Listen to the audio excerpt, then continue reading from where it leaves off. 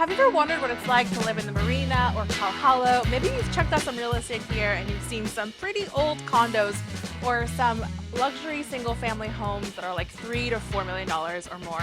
Well, in a minute, I'm going to show you a really amazingly unique condo right here in this building that checks pretty much every single box that you could be looking for in a condo. And more importantly, it falls in line with what the median sales price for a condo is in the area. This is one of the few newly constructed buildings in the neighborhood, and it has an amazing roof deck and views that you're not going to want to miss. Also, this location is walkable to not one, but two of the most popular streets here in San Francisco and various green spaces. We're going to take a look at all of that, but first, let's come out and check out this modern unit. And stick around to the end because we're going to tell you all the reasons why people love living here and two super important reasons why these locations may not work for you. Come on, let's check it out. Welcome to the Murano at 3131 Pierce Street.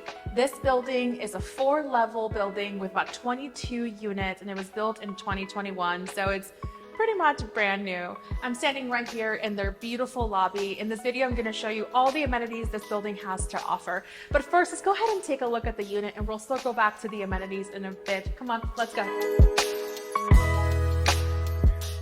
Welcome to Unit 303. We're right here on the 3rd floor. I can't wait to show you this beautiful corner unit. Now, before I show you the rest, I want to show you this nice little smart lock, which you'll find on the front door and all doors in the building that make getting around the amenities really easy. Here you have a really nice foyer with plenty of space for a console table or a place to put your shoes, backpacks. This is one of the things that is really easy to miss as first-time home buyers or condo buyers, where you get really excited about a unit and then you realize, where do I put my shoes? Where do I put my keys? I don't know. So this is plenty of space for that. You also have a spacious coat closet here with plenty of room for your coats, maybe some bags, some storage. San Francisco has a little bit of a closet problem, but this unit does not, which is really exciting. Here to your left, you have the primary bedroom. I'm going to show you that in a little bit. First, I'm going to show you the rest of the unit, but you're definitely not going to want to miss that. Now, the building was built in 2021. It's made of concrete and steel. It's very sturdy. There's not a lot of noise in between units. I've been here plenty of times. I've never heard anyone kind of walking around up there. You also have these beautiful floor-to-ceiling windows and this amazing open space that is really good for entertaining, relaxing. There's a pretty spacious living room space, a dining room, and kitchen. Now, the square footage here is around 1,200 square feet, which is pretty average for a unit, but I've had neighbors come in from other units in the building telling me that it's very similar to theirs in terms of size and maybe layout as well. But this unit feels exceptionally large, and I think part of the reason of that is because of the windows, but also because it's a corner unit, and it just makes everything feel so much more light and open. Now, the windows here are also special. They're double pane windows that have been done really well, and it's actually, for being a busy street, it's actually quite quiet. It's pretty quiet for being such a busy street. I'm going to stop talking for a second so you can kind of hear for yourself or not hear for yourself. It's pretty quiet. We're right here on Lombard Street. You can see Chestnut Street is just 1 block away. That's that really walkable location in the marina. I'm going to show you that in a little bit. But first, let's keep going through the unit. Now, in addition to the windows, you also have 2 panels that open. I have some clients that are a little bit weirded out when you have these types of units that have windows that don't open at all. And so if you want some fresh air, you can certainly open them and get some of that fresh air. However, you'll let the noise in, so you gotta kind of pick what you're going for. This building is also equipped with AC. Now, you may think San Francisco, mild weather, you don't need AC. All true, we have really mild weather here, but sometimes you get a week like this week in October where we have excessive heat, and having AC is a godsend. I personally have AC, and it's going to be really hard for me to ever go back to not having that. Now, the beautiful thing about this unit and how entertaining it is that because you're located in such a walkable location, I feel like your home is going to be the perfect place to pregame before going to dinner or having a post-dinner drink. It's so nice to host here because you're so close to everything, and it's perfect for entertaining as well. All right, let me walk you through the kitchen. So again, the kitchen, open, bright, Really beautiful finishes. You have marble countertops here as well as backsplashes. Now, marble is more rare when it comes to condos, especially mid-range priced condos. You'll see a lot more quartz, which is a less expensive material being used. But this building feels very luxurious, and so you have marble countertops. Also, the owners only lived here for a few years, and they did an amazing job maintaining the unit, so it honestly feels pretty much brand new. You have studio decor cabinetry throughout. Tons and tons of cabinet space. That's one of the complaints about condos in some homes, is that you feel like there's just not enough cabinet space. But here you have a whole wall of cabinet space on this side, a lot below, and this island here also has cabinet space on this side and a place to sit and have a breakfast nook. Now, for my wine lovers, you also have a nice little wine fridge. Check that out, with plenty of space for your favorite wines. Now, you have Miele appliances throughout. You have a Miele fridge, as well as a dishwasher here, and it's all covered by the cabinetry, so it feels very seamless and elegant. And you have a gas range. Now, this is rare for newly constructed buildings. I think it just kind of squeaked by in this building, but buildings that are a little bit newer, you'll see that they're all using electric ranges because that is what is now mandated by law. But this one got through. Maybe it was right before the change. For my casual chefs up there, you're definitely going to appreciate having a gas range. Now, you may be thinking, well, this looks all nice and great, but I actually really like views, or I need some outdoor space. I've got you covered. This building has an incredible roof deck with plenty of space for entertaining and views, and I'm going to show you that in a little bit, but don't you worry about that. Okay, let's move on to the laundry. Again, you have a stackable Miele washer dryer. And not only that, but you also have additional storage space here to the left. You can put drying racks or cleaning supplies or all kinds of things, or whatever storage you need. Sometimes in condos you'll find that you don't have a washer dryer at all, or if you do, it's kind of bulging out and you can't put a door on it, or it just fits a washer dryer and that's it. In this case, you get a washer dryer plus storage, which is fantastic. Let's move on to the guest bedroom. Another great thing about this unit is that you have hardwood floor running through the entirety of the unit, not just the main spaces. With condos, you're going to find that sometimes you have hardwood floor or engineering just in the main levels, and then the bedrooms are carpeted. So this actually makes the space feel larger, more cohesive, more elegant. You also have hardwood in the closets as well to create more of that naturally flowing space. Again, this is a pretty spacious closet for a guest bedroom. Definitely no lack of storage here in this unit. This room here is pretty traditional when it comes to size for a standard guest bedroom. You can fit probably a queen size bed. There's room for a desk, as you can see here. But it can also make a really spacious office or even a spacious nursery or kids room. So a lot of things that you can do with this bedroom to make it work for your lifestyle. It's also nice that in addition to the floor to ceiling windows, which are just throughout the entire unit, you have these great little shades that go up and down. Like you can see here, you still want all of the natural light this unit has to offer, but you don't want to look, at the street when you're sleeping. And so this adds a really nice sense of privacy as well. Let's head over to the primary. But while we go there, you may be wondering, well, what is this unit priced at? What does it cost to live here? I'm definitely going to tell you that, but first I want you to put in the comments below what you think this unit is listed for, and I will let you know later and we'll find out how close you are. Okay, we're here at the primary. This is a pretty spacious bedroom. You have floor to ceiling windows, like I said. You're right on Lombard, but you get this nice little tree here for some added privacy and just makes the space feel a little bit more green. You have a king size bed here and bedside table, so plenty of space, as well as an armoire here or additional storage. Again, the nice floors running throughout and more closet space, if you can believe it or not. This is a walk-in closet. By San Francisco standards, this is massive. If you're not from here, you may be thinking this is pretty normal, but I promise you, this is a lot of space for San Francisco. Now, this is the primary bathroom. I love that it's an ensuite unit. So if you close that door, you have your own little space here. The lighting here is very nice as well. You have wall-to-wall mirror with some nice backlighting, a floating vanity with double sink. I have a double sink at home and I don't think I could ever go back to a single sink. I don't think my marriage will survive one sink, if I'm being honest. We have also designer tile throughout the flooring and the shower and surround. The shower is also pretty spacious. You can fit definitely 2 people, but very, very spacious. And you have Toto toilets in both bathrooms as well. Let me show you the guest bathroom and we'll finish there. It's nice that the guest bathroom is on this side as well because, you know, sometimes you have friends over and you've been doing your hair and your makeup and your stuff is everywhere and you don't really want them going into your messy bathroom. So it's great to have a guest room that's here, accessible to anyone. And for a guest bathroom, this is actually quite spacious. Again, you have a floating vanity, wall-to-wall mirror, really nice lighting, great tile, and this deep soaking tub that you can open the door and have plenty of space. Okay, that's the end of the unit, but I want to show you the amenities this building has to offer, so let's go check those out. Okay, before we head over to the elevators, I want to show you this very silly but kind of cool thing in my opinion.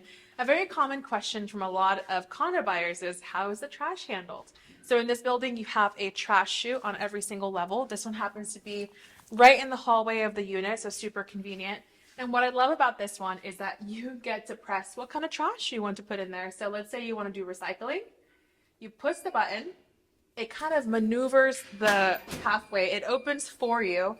You put the trash in, you close it, and that's all you have to do. It's perfect. So you can use this for recycling and trash. No going down to the basement for recycling like most people have to do. Now we are here on the roof deck, my favorite part of this whole tour and what we've been waiting for. So you have this gorgeous roof deck that's perfect for entertaining. You can have parties, intimate gatherings, whatever you want. You have 2 barbecues on this side, plenty of space for eating and hanging out. You have this bar here and this spacious long table where you can host a dinner and this sunny, beautiful roof deck. Also, you have incredible views, as you can see. You have water views, you can see across the bay. You have Golden Gate Bridge views and Palace of Fine Arts. So many beautiful things to look at. You also have 2 fire pit areas to hang out in, one on the back end and one on this side. Let's check them out. Like I was saying, you have plenty of seating areas here on the other side of the barbecue. You have a fire pit on this side, more seating space on that end where you can enjoy the views. This is honestly a great location to watch the Blue Angels fly. We have Fleet Week here coming up in a little bit and it's going to be so nice for the people that live here. Okay, now let's talk HOA fees. The HOA fee for this unit is $9.55, which is pretty standard for fees when it comes to buildings of this size and age. The HOA fee is going to cover water, garbage, insurance, and some maintenance of the common areas, as well as building some reserves. Now, if you've looked at older units, maybe Victorian 2 to 4 unit buildings in the area, and you see that fees are $500, $400, and you think this is super expensive compared to that. But in those other buildings, you're basically just paying for the basic utilities and insurance and nothing else. You're really not putting money away for reserves. And so when maintenance issues come up, like a roof needs to be replaced or some foundation piece needs to happen for the building, owners are choosing to pay that out of pocket as they come up versus building some reserves, which a building like this is hoping to do because there's 22 units.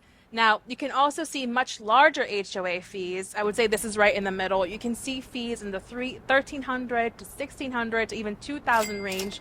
Those are more common in buildings that are large with tons and tons of amenities like pools and movie rooms and spaces like that in, South Beach, for example. But even in Pacific Heights, you'll also find some buildings that have pretty expensive HOA fees from $1,600 to $2,000 or more. And you're not really getting much. The thing is, those buildings are really, really old and the maintenance on them are very, very expensive. And so you're really paying for the reserves to keep up with maintenance on buildings of that age. All right, let's go check out some other amenities. Okay, we are now in the parking garage of the building. A really nice thing of being in a newer building like this is that the garages are really deep and easy to get into. The main street on Pierce is right there. You're just kind of pulling in and going right into your parking space. In those older Victorian buildings, the garages are small with short ceilings and pretty narrow and can be difficult to fit your car in. So it's another great perk of being in a newer building. Now, this building uses a lift system for parking. With 22 units and offering parking spots to all of them, there's not enough space for 22 side-by-side parking spaces. So they have a lift system that allows you to park your car in your spot, and they kind of maneuver the cars around, kind of like a little game of Tetris to figure out how to get the cars out. On your end, really all you have to do is kind of push your number and then park in. But a good rule of thumb on parking spaces like these is to give yourself an extra 5 or 10 minutes when leaving, because it's definitely not as straightforward as just pulling right out of your driveway. So it may require a little getting used to, but if you give yourself some extra time, this certainly will get easier to use and is so much better than not having any parking at all. Okay, let's go take a look at the storage room. Another great amenity of this building is that there's bike storage. So in addition to regular storage, the closet space in your room, you also have this great space for bike storage. San Franciscans love their outdoor activities, so the chances that you have a bike is going to be very, very big. Now let's go take a look at the actual storage unit. Before we take a look at the storage, I also wanted to show you this laundry space. Now, you do get a washer dryer in your unit like I showed you, but if you need to do more loads or have blankets that you want to wash, there are additional laundry units here that are more commercial grade and makes it easy for you to do multiple loads at once, which is great. I actually never see that in buildings, so that's really special. Okay, here you have the storage for the building. So as you can see here, the storage for the unit is directly across from the door, super convenient. Each unit gets their own locker. This is very common in terms of the size of a storage that you typically get for a building of this size. It's great for your winter gear, skis, snowboarding. You can see someone has their golfing gear or your open house signs if you're a realtor. In addition to all the amenities I just showed you, this building also comes equipped with Google Web Pass for fast internet, an enclosed mailroom, keyless pads for entry throughout, and a pretty sophisticated intercom system. If you're not from San Francisco, this may all seem pretty standard, but I promise you, by city standards, especially the older buildings here in the Marina and Cow Hollow, having all of the amenities, especially in one building, is rare and very special. Now, if you're thinking about buying or selling your home, reach out to me. All my contact info is in the description below. We post videos just like this every Monday at 5 p.m. And like I mentioned earlier, one of the best features of this unit is not in the building at all. It has to do with location.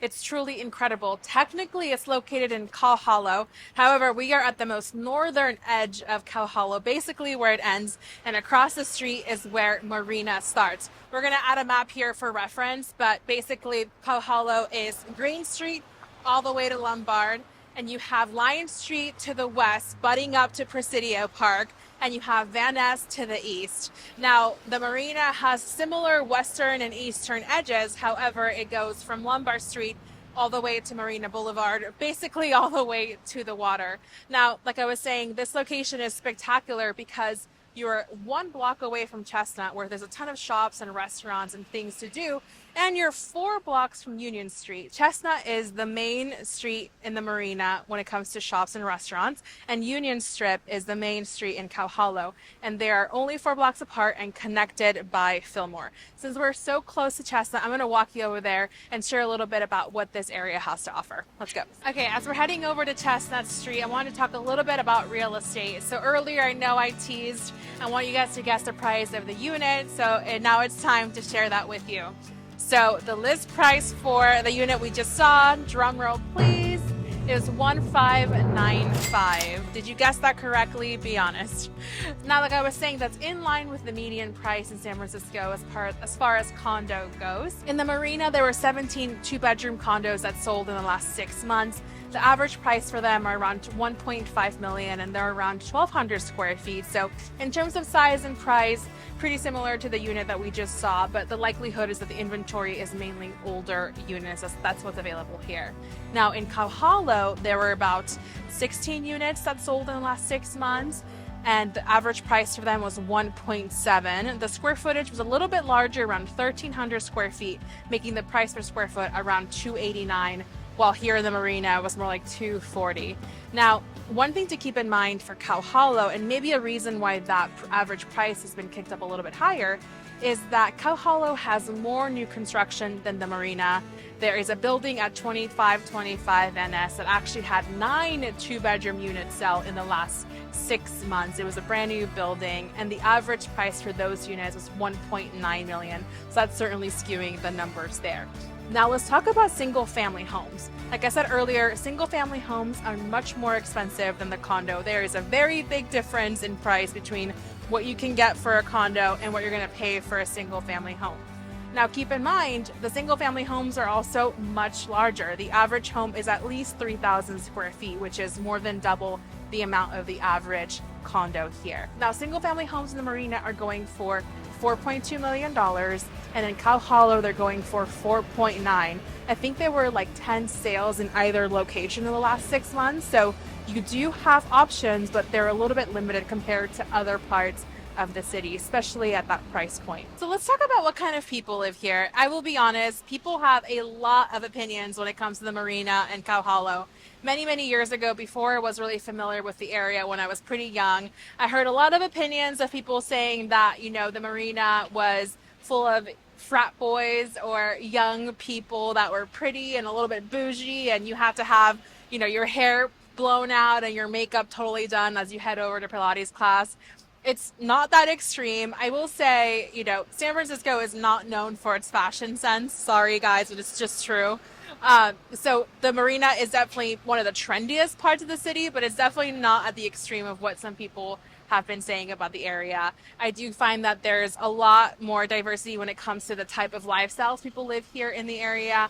You have obviously young people that are kind of their first time living in a big city, looking to be near nightlife and restaurants.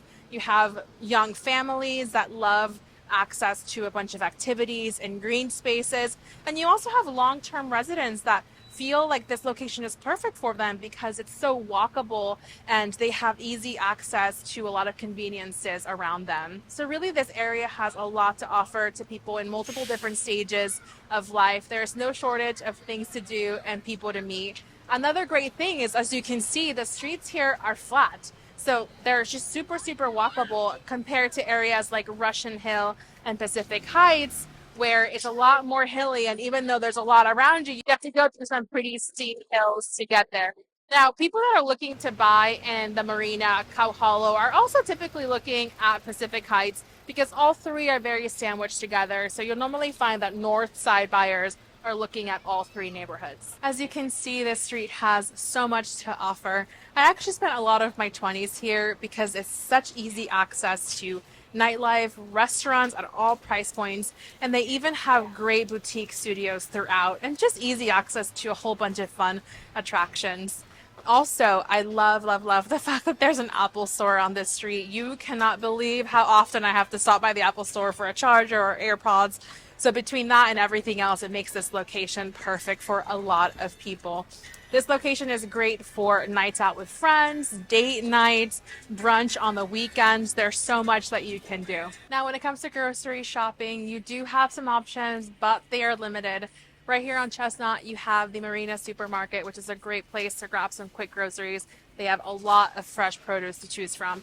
But if you're looking for a large chain supermarket, the closest one is going to be Safeway right next to Fort Mason. It's certainly walkable, but it's not my favorite if I'm being honest. A little further on the other side of Cow Hollow, you have Molly Stone's, which is right near Fillmore, and you have a Whole Foods on California and Van Ness.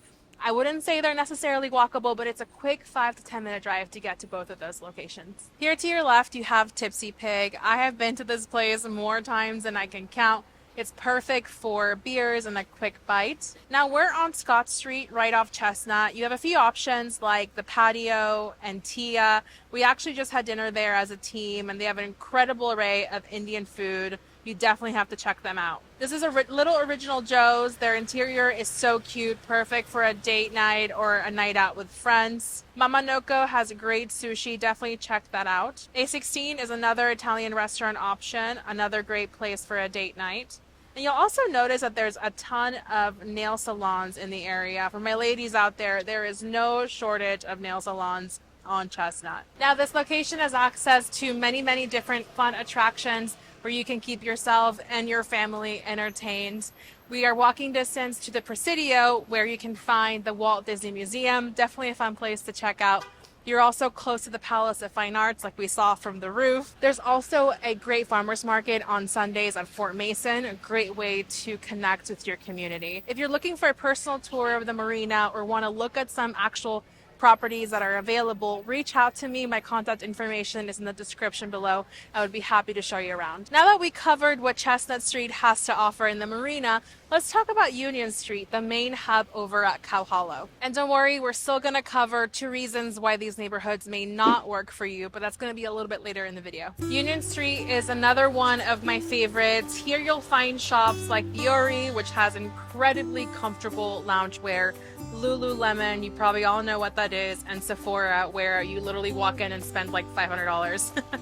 You have great gym options as well. There's an Equinox, Soul Cycle, and Crunch, all really good options at different price points. And you also have more dining options like Terzo, which is a Mediterranean restaurant, Rose's Cafe, a casual Italian eatery, Palm House, a great place for drinks and small bites. Flores is one of my favorites, really good Mexican food with amazing cocktails. Wild Seed is a great option for some of you vegans out there. And Perry's on Union has really good American food, great sandwiches, and burgers. Next, I want to talk about all of the green spaces that are available in these locations, as well as various outdoor activities. Let's walk over to the Marina Green. We're here at the Marina Green. It's a beautiful shoreline park, perfect place for a picnic, throwing around the frisbee with friends, walking your dog. It's right here next to the water, just west of Fort Mason, so you have incredible views, you feel the breeze, and just be right next to nature. As I mentioned earlier, the marina and Cow Hollow also have amazing access to various outdoor locations. From here, you can ride your bike down Marina Boulevard, you can hike in the Presidio, there's plenty of hiking trails there. You can also go to Christie Field and Beach, where you can take amazing portraits of your family or yourself. You get bridge views, Alcatraz views, and of course, water views. And if you have kids, there's also Moscone Playground in the marina and the Cow Hollow Playground as well. Okay, is this all sounding a little too good, a little too perfect? Why would anyone not want to live here? Well, let me tell you, one of the main drawbacks of this location is going to be transportation if you are a frequent commuter. We are as far north as you can get. We're literally right next to the water. If you're commuting to the North Bay, then your commute's going to be a breeze. The Golden Gate Bridge is so easy to get to. I can literally see it from here. If your commute is to the South Bay, it's a slightly different story. Getting from here to like San Mateo is about an hour drive, and one of the main reasons for that is the freeway on-ramp. You have major thoroughfares like Lombard, Van Ness, and Goff that can get you to the nearest on-ramp, but those on-ramps are like 20 to 25 minutes away. If you're heading to the East Bay, your on-ramp is going to be over there by South Beach. If you're heading to the south, then your on-ramp is going to be around the Octavia Civic Center location, where again, it's about a 20-minute drive just to get to the freeway. And also remember, parking is super important. You want to make sure that properties you're looking at here come with parking, unless you are okay spending 15 minutes looking for parking that you may or may not have to pay for, because Chestnut and Union Street are such walkable locations. Tourists or locals are often frequenting this area to just kind of hang out and enjoy all the amenities, so you're going to be fighting for parking if you don't have a spot already. The second drawback you're going to want to pay attention to is liquefaction. You may already be thinking about this. Liquefaction refers to land that is softer. Much of the marina is in liquefaction, and big chunks of Cow Hollow are also in liquefaction. Homes that are on liquefaction are built on landfill instead of bedrock. The fear there is that earthquake movement could cause the loosely packed soil to kind of liquefy and cause damage to the property. So you may be asking, well, is there a solution to this? Should I be looking in homes in liquefaction, or should I avoid them completely? It's not really a straightforward answer. The bad news is you can't really go back and re-engineer the properties because there are so many older buildings here in the marina and Cow Hollow. The best that you can find is that some properties have done significant seismic improvements and retrofitting to make the structure more solid. Now, Newer buildings like the one we saw today at 3131 Piers is a little bit of a different story. New construction has different standards. Those buildings usually have piers going deep down into the ground, through the mud, into the bedrock. They have different standards for how they do seismic upgrades, so people feel a little bit safer in new construction. Whether or not you actually buy something in liquefaction really has to do with your risk tolerance. I have buyers that say I will never, ever, ever buy on liquefaction, no matter the property. And I say, okay, no problem. We are going to take the marina and most parts of Kauhalo off your list because much of it is in liquefaction. But most of my clients take it on a case by case basis, really trying to understand the property, any seismic updates that were done. And that's definitely something we help them do, is understand what updates have been done to the property and understand the risk. To see a different home in a different neighborhood, check out this next video. And if you're trying to find out what is the best neighborhood for you, reach out to us. All of our information is in the description below. We would love to be a part of your journey.